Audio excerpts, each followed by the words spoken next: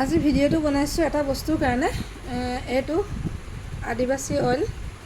মই আনিছোঁ আজি হেৰিৰ পৰা ফেচবুকৰ পৰা এনেকৈ অৰ্ডাৰ কৰি আনিছিলোঁ যিহেতু এনেই অনলাইনৰ যিবিলাক মানে মেছ' বা ফ্লিপকাৰ্ট তেনেকৈ কিছুমান আমাজন তেনেকুৱাৰ পৰা কিছুমান মই অৰ্ডাৰ আগত দেখিছোঁ কিছুমানে অনা তেনেকৈ বস্তুবোৰ তেনেকৈ ইমান ভাল নহয় কিন্তু ফেচবুকৰ পৰা তেনেকৈ আনিছে এটাৰ পৰা আজি লগাইছোঁ নাজানো কেনেকুৱা হয় মোৰ চুলিৰ খুব প্ৰব্লেম হৈছে এইটো আদিবাসী হেয়াৰ অইল আৰু এইটো এনেই এইটো 200-300 কিবা কিবি দাম আছে আচলতে কিন্তু আচলতে অৰিজিনেল দামটো বহুত বেছি এইটো দাম 800 টকা লৈছে 799 টকা